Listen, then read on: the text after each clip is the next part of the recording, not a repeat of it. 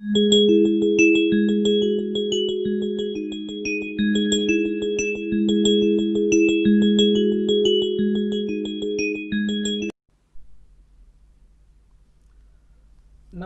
विद्यार्थी बंधू भगिनींनो, मागील व्हिडिओ लेक्चरमध्ये आपण राष्ट्रीय उत्पन्न गणनेतील किंवा मापनातील तात्विक अडचणींच्या संदर्भात सविस्तर चर्चा केली।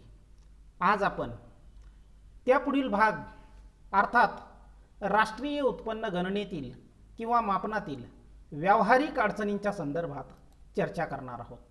विद्यार्थी मित्र हो, आपणास ज्ञात आहे की राष्ट्रीय उत्पन्नाची गणना करत असताना अनेक अडचणी येतात। या अडचणींचं वर्गीकरण आपण प्रामुख्याने दोन भागात केलं, एक म्हणजे तात्विक आणि दुसऱ्या म्हणजे व्यावहारिक अडचणी। तर विद्यार्थी मित्रांनो, राष्ट्रीय उत्पन्नाची गणना करत असताना किंवा मापन करत असताना येणाऱ्या व्यावहारिक अडचणींच्या अनुषंगाने आज आपणास चर्चा करायची आहे की नेमकं देशाच्या राष्ट्रीय उत्पन्नाची गणना करताना मापन करताना कोणकोणत्या व्यावहारिक अडचणी येतात। या व्यावहारिक अडचणींची चर्चा करत असताना एकानंतर एक या क्रमाने आपण चर्चा करणार आहोत। विद्यार्थी मित्र हो, व्यावहारिक अडचणीमधील पहिली अडचण सांगितली जाते की दुहेरी गणनेची समस्या। विद्यार्थी मित्र हो, राष्ट्रीय उत्पन्नाचं अचूक मापन करत असताना ज्या व्यावहारिक अडचणी येतात, या व्यावहारिक अडचणीमधील एक अत्यंत महत्त्वाची अडचण म्हणून दुहेरी गणनेची समस्या या अडचणीकडे आपण बघत असतो। तर दुहेरी गणना म्हणजेच एकाच वस्तूची अथवा सेवेची दोन वेळा केलेली गणना। विद्यार्थी मित्रांनो, जेव्हा राष्ट्रीय उत्पन्नाची गणना केली जाते आणि अशा प्रसंगी एकच वस्तू किंवा सेवा जेव्हा दोन वेळा मोजली जाते, त्याची गणना केली जाते, तर अशा प्रसंगी राष्ट्रीय उत्पन्नाचा आकडा वाढलेला दिसतो, परंतु वास्तवात मात्र राष्ट्रीय उत्पन्न तेवढे नसते आणि म्हणून अचूक स्वरूपाचा राष्ट्रीय उत्पन्नाचा आकडा प्राप्त करण्यास समस्या निर्माण होते आणि त्यामुळे ही दुहेरी गणनेची समस्या एक अत्यंत महत्त्वाची समस्या मानली जाते। कारण राष्ट्रीय उत्पन्नाचा अचूक आकडा काढणे ही बाब अतिशय महत्त्वाची असते, जेणेकरून आपल्या देशाचं वास्तविक चित्र स्पष्ट होईल, देशाच्या अर्थव्यवस्थेची नेमकी स्थिती काय आहे ते कळेल आणि त्या आधारावर विविध धोरणांची निश्चिती करणे धोरणकर्त्यांना सोपे होईल आणि त्या दृष्टिकोनातून अचूक आकडा प्राप्त करण्यामध्ये ही दुहेरी गणनेची समस्या एक महत्त्वाची समस्या म्हणून मानली जाते। विद्यार्थी मित्र हो, आता ब्रेड तयार करण्याच्या कारखान्याच्या दृष्टीने बघा, ब्रेड तयार करण्याच्या कारखान्याच्या दृष्टीने विचार करत असता गव्हाचे पीठ ही झाली मध्यम वस्तू। कोणती वस्तू? मध्यम वस्तू। कारण ब्रेड तयार करण्याच्या उत्पादनात गव्हाचे पीठ ही एक मध्यम वस्तू म्हणून आपण तिचा विचार करतो आणि त्यामुळे तिचं मूल्य ब्रेडच्या दृष्टिकोनातून विचार करताना मोजत नाही। कारण ब्रेड ही अंतिम वस्तू असेल, अंतिम वस्तूचं मूल्य, ब्रेडचं मूल्य आपण मोजतो, अर्थात गव्हाच्या पिठाचं मूल्य या प्रसंगी मोजत नाही। पण विद्यार्थी मित्र हो, आता हेच गव्हाचं पीठ जेव्हा एखादी गृहिणी स्वयंपाक करण्यासाठी वापरते, बघा हेच गव्हाचं पीठ जेव्हा एखादी गृहिणी स्वयंपाक करण्यासाठी वापरते, त्या प्रसंगी मात्र हे गव्हाचं पीठ एका अर्थाने तिच्या दृष्टीने अंतिम वस्तू म्हणून आपण संबोधू शकतो। अशा प्रकारे वस्तू एकच आहे, एका ठिकाणी आपण तिला मध्यम वस्तू संबोधतो, दुसऱ्या ठिकाणी तीच वस्तू अंतिम वस्तू असते। म्हणजे अशा प्रकारे दुहेरी गणना होण्याची शक्यता या प्रसंगी नाकारता येत नाही आणि म्हणून अशा प्रकारे गव्हाच्या पिठाचा अंतर्भाव काही प्रसंगी मध्यम वस्तू म्हणून त्या ठिकाणी आपण राष्ट्रीय उत्पन्नात करत नाही, वस्तू गृहीत धरून त्याचा समावेश राष्ट्रीय उत्पन्नात करतो। म्हणजे अशा प्रकारे या प्रसंगी दुहेरी गणनेची समस्या निर्माण होते आणि अशा प्रसंगी मग राष्ट्रीय उत्पन्नाचं अचूक मापन करत असताना व्यावहारिक पातळीवर काही अडचणी उपलब्ध होतात, निर्माण होतात आणि म्हणून दुहेरी गणनेची समस्या ही राष्ट्रीय उत्पन्नाच्या मापनातील एक अत्यंत महत्त्वाची समस्या म्हणून आपण तिच्याकडे पाहत असतो। तर विद्यार्थी मित्र हो, पुढची समस्या म्हणून अमौद्रिक क्षेत्राचे अस्तित्व। आता अमौद्रिक क्षेत्राचे अस्तित्व हे देखील राष्ट्रीय उत्पन्नाच्या मापनातील एक व्यावहारिक अडचण म्हणून आपण तिच्याकडे बघतो। विद्यार्थी मित्र हो, आता अमौद्रिक क्षेत्र म्हणजे काय आधी ते समजून घेऊया की ज्या क्षेत्रामध्ये मुद्रेचा अर्थात पैशाचा वापर न करता व्यवहार केले जातात अशा क्षेत्राला मौद्रिक क्षेत्र म्हणतात। बघा विद्यार्थी मित्र हो, ज्या क्षेत्रामध्ये पैशाचा वापर न करता, आता मुद्रा म्हणजे पैसा, पैशाचा वापर न करता देवाणघेवाण किंवा व्यवहार होतात अशा क्षेत्राला अमौद्रिक क्षेत्र म्हणतात। आणि या अमौद्रिक क्षेत्राचं अर्थव्यवस्थेतील अस्तित्व ही राष्ट्रीय उत्पन्नाच्या गणनेतील अत्यंत महत्त्वाची अडचण संबोधली जाते. कारण विद्यार्थी मित्र हो, आपणाला ज्ञात आहे पिगू या विचारवंताच्या व्याख्येनुसार राष्ट्रीय उत्पन्नामध्ये फक्त त्याच वस्तू आणि सेवांचं मूल्य आपण अंतर्भूत करतो ज्यांचं मान पैशामध्ये करता येतं, मुद्रेमध्ये करता येतं, आणि म्हणून अशा प्रकारे पैशाचा वापर न करता जर वस्तू आणि सेवा दिल्या जात असतील तर अशा क्षेत्राला आपण अमौद्रिक क्षेत्र असं म्हणू शकतो. मग या अमौद्रिक क्षेत्राच्या माध्यमातून जर व्यवहार होत असेल, देवाणघेवाण होत असेल, तर या देवाणघेवाणीच्या प्रसंगी पैशाचा वापर न करता या ठिकाणी ही देवाणघेवाण झालेली आहे. मग ह्या देवाणघेवाणीचं मूल्य राष्ट्रीय उत्पन्नामध्ये समाविष्ट करणं अत्यंत कठीण होतं. या ठिकाणी उदाहरणासाठी आपण वस्तू विनिमयाची पद्धत विचारात घेतो आहोत. आता वस्तू विनिमयाच्या पद्धतीमध्ये वस्तूच्या बदल्यात वस्तू दिली जाते. या ठिकाणी उदाहरणामध्ये आपण बघितलेलं आहे केळीच्या मोबदल्यात सफरचंद. आता या ठिकाणी केळीच्या मोबदल्यात सफरचंद देऊन व्यवहार दोनही व्यक्ती पूर्ण करत आहे. या ठिकाणी पैशाचा वापर केला जात नाही. अशा प्रकारचे वस्तू विनिमयाच्या पद्धतीमधील वस्तूच्या बदल्यात वस्तू हे जे व्यवहार आहेत याला आपण अमौद्रिक क्षेत्रातील व्यवहार असं म्हणतो. आणि विद्यार्थी मित्र हो, आजही भारतामध्ये ग्रामीण भागात या प्रकारच्या पद्धतीचा काही प्रसंगी वापर केला जातो. वस्तूच्या बदल्यात वस्तू विनिमयाचा वापर केला जातो आणि हे अमौद्रिक क्षेत्रातील व्यवहार मग अशा प्रसंगी राष्ट्रीय उत्पन्नामध्ये त्याची गणना करणे ही एक व्यावहारिक पातळीवरची अडचण संबोधली जाते आणि हे व्यवहार राष्ट्रीय उत्पन्नामध्ये प्रसंगी समाविष्ट होत नाही. आणि म्हणून ही देखील एक अत्यंत महत्त्वाची अडचण म्हणून आपण संबोधत असतो की अमौद्रिक क्षेत्राचे अस्तित्व. विद्यार्थी मित्र हो, पुढची अडचण म्हणून आपणाला सांगता येईल की अपुरी आणि अविश्वसनीय सांख्यिकी आकडेवारी. राष्ट्रीय उत्पन्नाची गणना करत असताना ही देखील एक व्यावहारिक पातळीवर असणारी अडचण संबोधली जाते की अपुरी आणि अविश्वसनीय सांख्यिकी आकडेवारी. विद्यार्थी मित्र हो, प्रामुख्याने मागासलेले देश किंवा विकसनशील देशामध्ये अशा प्रकारची ही समस्या प्रामुख्याने उद्भवत असते की विकसनशील देशामध्ये भारतासारख्या की उत्पादन असेल, खर्च असेल यासारखी अचूक माहिती उपलब्ध नसते. बघा, आपल्यासारख्या विकसनशील देशामध्ये उत्पादन किती झालं, खर्च किती केला यासारखी माहिती अचूक स्वरूपात उपलब्ध नसते. एवढंच नव्हे तर शेती असेल, मत्स्य व्यवसाय असेल, पशुपालन असेल, वन उत्पादने, किरकोळ व्यवसाय इत्यादीच्या उत्पन्नासंबंधी देखील अचूक व विश्वासार्ह माहिती उपलब्ध नसते. आणि मग अशा प्रसंगी अंदाजे या क्षेत्रातील उत्पन्न विचारात घेऊन राष्ट्रीय उत्पन्न काही प्रसंगी काढावे लागते. म्हणजे अशा प्रकारे आपल्यासारख्या विकसनशील देशामध्ये उत्पादनाच्या संदर्भातील, खर्चाच्या संदर्भातील अचूक स्वरूपाची माहिती उपलब्ध नसते.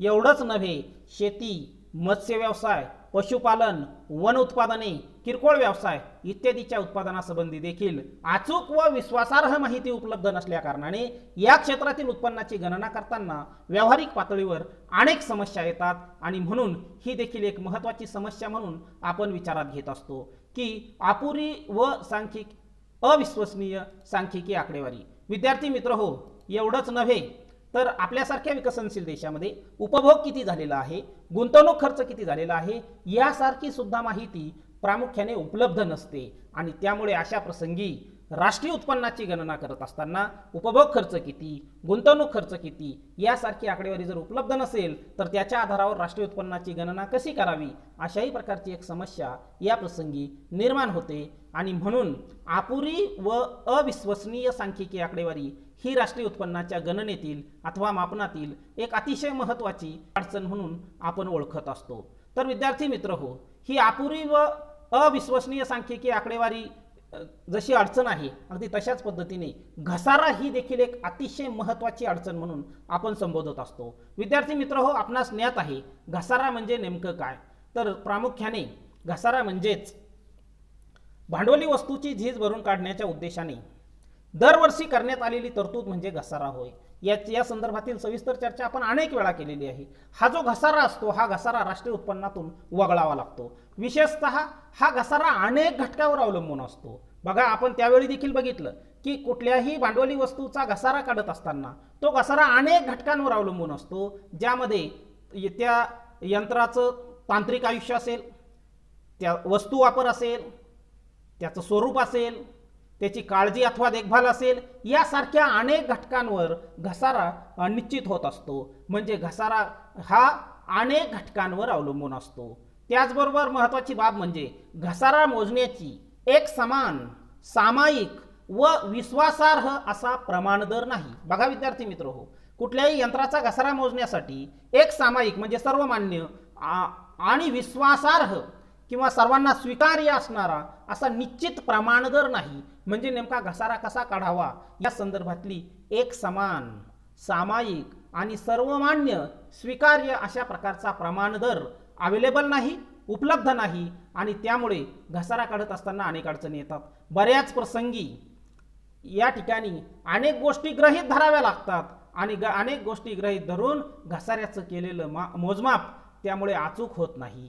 थोडक्यात या ठिकाणी बऱ्याच गोष्टी गृहीत धरून आपणाला घसारा निश्चित करावा लागतो, घसारा काढावा लागतो आणि हा काढलेला घसारा अचूक असेल हे सांगता येत नाही. म्हणजे अशा प्रकारे एकंदरीत घसारा कसा काढावा या संदर्भात देखील अनेक अडचणी आहेत आणि मग घसाऱ्याचं जर अचूक मोजमाप होत नसेल तर हा घसारा राष्ट्रीय उत्पन्नातून वजा करून राष्ट्रीय उत्पन्नाचा अचूक मोजमाप करणं ही देखील एक महत्त्वाची समस्या या प्रसंगी निर्माण होते आणि म्हणून घसारा ही देखील एक महत्त्वाची अडचण म्हणून आपण त्याच्याकडे बघत असतो. कारण घसारा काढण्याच्या संदर्भात एकतर तो अनेक गोष्टीवर अवलंबून आहे, ज्यामध्ये यंत्राचं तांत्रिक आयुष्य असेल, वस्तू वापर असेल, त्याची काळजी असेल अथवा देखभाल.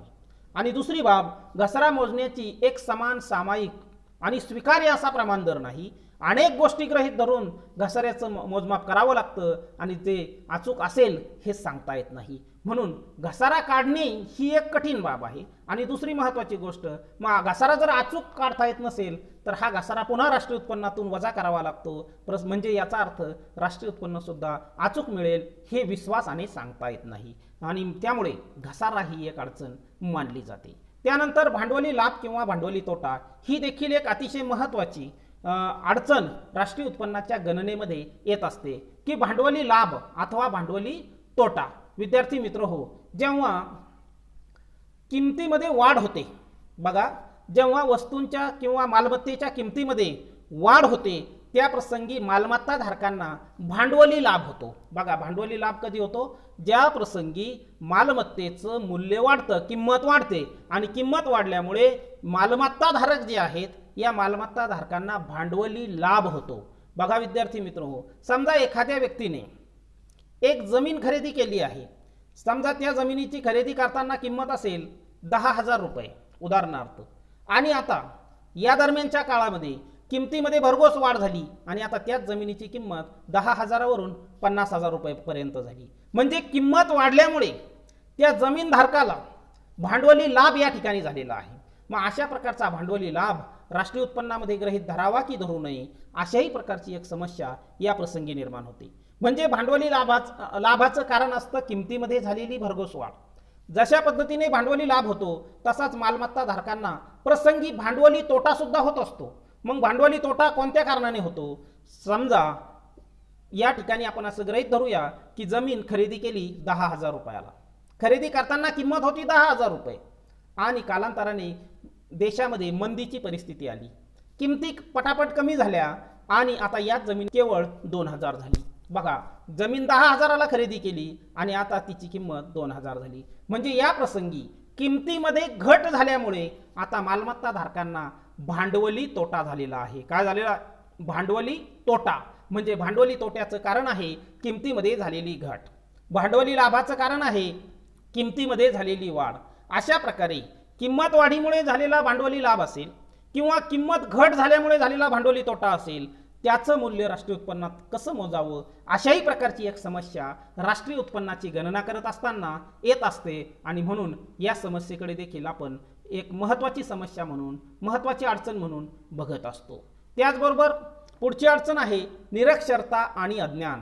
आता विद्यार्थी मित्र हो, जे मागासलेले देश आहेत किंवा विकसनशील देश आहे अशा देशामध्ये ही समस्या प्रामुख्याने जास्त प्रमाणात जाणवते की देशामध्ये जर निरक्षरता असेल, अज्ञान असेल तर अशा प्रसंगी देशातील नागरिकांना आपल्या उत्पन्नाचं आणि खर्चाचं अचूक मोजमाप करणे, त्याच्या अचूक नोंदी ठेवणे ही मोठी समस्या निर्माण होते. तर भारतासारख्या देशामध्ये जेथे शिक्षणाचं प्रमाण कमी आहे, अलीकडच्या काळात विचार केला तर यामध्ये वाढ होताना दिसते आहे, परंतु 4 दशकापूर्वीचा जेव्हा आपण विचार करतो तेव्हा आपल्या देशामध्ये निरक्षरता मोठ्या प्रमाणात होती, अज्ञान होतं. आणि मग अशा प्रसंगी निरक्षरता व अज्ञान असल्या कारणाने देशातील नागरिकांना राष्ट्रीय उत्पन्नाचं मोजमाप करण्यासाठी देशातील नागरिकांना स्वतःचं उत्पन्न, स्वतःचा खर्च इत्यादीच्या अचूक येणं अत्यंत महत्त्वाची बाब आहे. की आपला नेमका खर्च किती आहे, आपलं उत्पन्न किती आहे, त्याचबरोबर आपली बचत किती आहे, आपली गुंतवणूक किती आहे, यासारख्या बाबीचं अचूक मोजमाप करण्यासाठी, त्याच्या अचूक नोंदी ठेवण्यासाठी नागरिकांना किमान साक्षरता असणं अत्यंत आवश्यक आहे. परंतु देशामध्ये जर अशा प्रकारची साक्षरता कमी असेल अथवा निरक्षरतेचं किंवा अज्ञानाचं प्रमाण जास्त असेल तर अशा प्रसंगी उत्पन्न, खर्च, गुंतवणूक, बचत इत्यादी संदर्भातील माहिती देशातील नागरिक अचूक पद्धतीने ठेवू शकत नाही, त्यांची नोंद घेऊ शकत नाही. आणि अशा प्रकारे मग नागरिकांच्या उत्पन्नाची नोंद जर अचूक पद्धतीने नसेल तर त्या परिणामस्वरूप राष्ट्रीय उत्पन्नाची गणना करत असताना समस्या निर्माण होतात. आणि म्हणून ही देखील एक महत्त्वाची समस्या म्हणून आपण तिच्याकडे बघत असतो. विद्यार्थी मित्र हो, त्याचबरोबर व्यावसायिक विशेषीकरणाचा अभाव ही देखील राष्ट्रीय उत्पन्नाच्या गणनेतील एक अतिशय महत्त्वाची अडचण म्हणून आपण तिच्याकडे बघतो की व्यावसायिक विशेषीकरणाचा अभाव. आता आपल्या देशाच्या संदर्भाने विचार करत असताना अनेक व्यक्ती असे असतात जे शेती करतात, शेतीबरोबरच इतर पूरक व्यवसाय देखील करतात.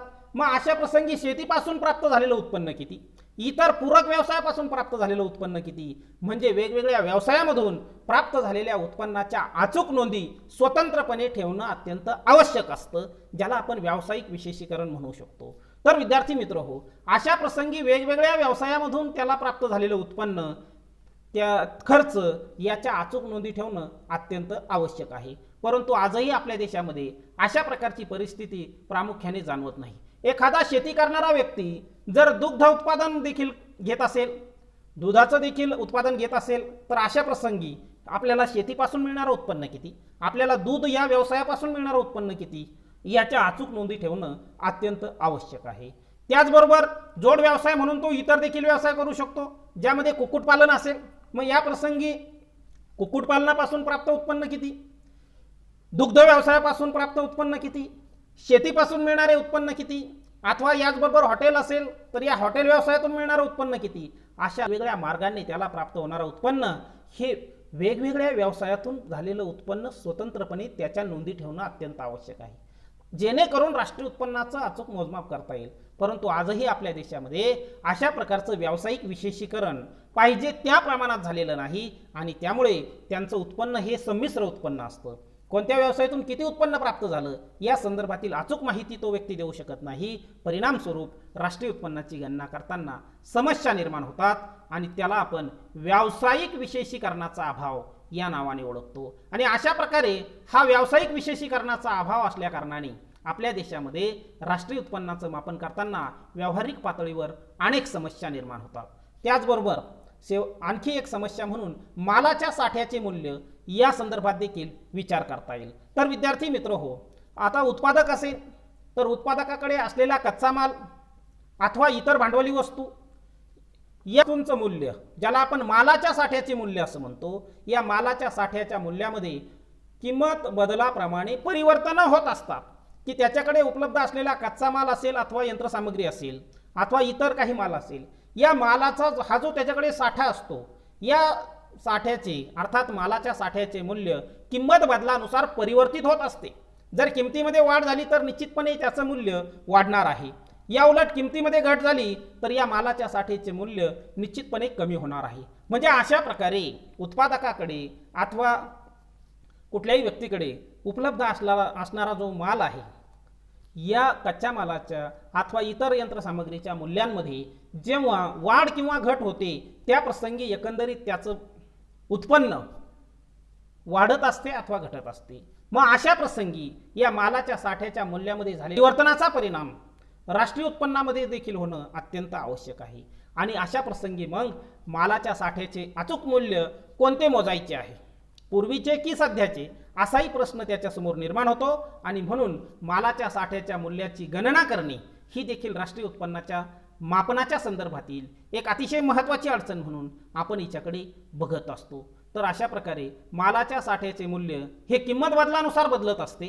किंमत पातळीत वाढ झाल्यास त्यामध्ये वाढ होते, याउलट किंमत पातळीमध्ये घट झाल्यास त्यामध्ये घट होते आणि म्हणून या मालाच्या साठ्याच्या मूल्यामधील होणारे परिवर्तन ही देखील राष्ट्रीय उत्पन्नाच्या मापनातील एक अतिशय महत्त्वाची व्यावहारिक अडचण आहे म्हणून आपणाला सांगता येईल. तर विद्यार्थी मित्र हो, एकंदरीत राष्ट्रीय उत्पन्नाच्या मापनातील व्यावहारिक अडचणींची चर्चा करताना दुहेरी गणनेची समस्या असेल, त्याचबरोबर व्यावहारिक अडचणींच्या संदर्भात चर्चा करताना इतरही अनेक अडचणी आहेत ज्यामध्ये प्रामुख्याने अमौद्रिक क्षेत्राचं अस्तित्व असेल, तशाच पद्धतीने अपुरी व अविश्वसनीय सांख्यिकीय आकडेवारी असेल आणि घसारा असेल, त्याचप्रमाणे भांडवली लाभ किंवा भांडवली तोटा असेल, निरक्षरता आणि अज्ञान, तसेच व्यावसायिक विशेषीकरणाचा अभाव आणि मालाच्या साठ्याचे मूल्य यासारख्या अनेक व्यावहारिक अडचणी राष्ट्रीय उत्पन्नाची गणना करत असताना येत असतात. या सर्व व्यावहारिक अडचणींची चर्चा आजच्या व्हिडिओ लेक्चरच्या माध्यमातून आपण केली आहे. निश्चितपणे आपणाला समजलं असेल अशा प्रकारचा एक या निमित्ताने व्यक्त करतो. आणि विद्यार्थी मित्र हो, या ठिकाणी आपण आपल्या व्हिडिओ लेक्चरला पूर्णविराम देऊया.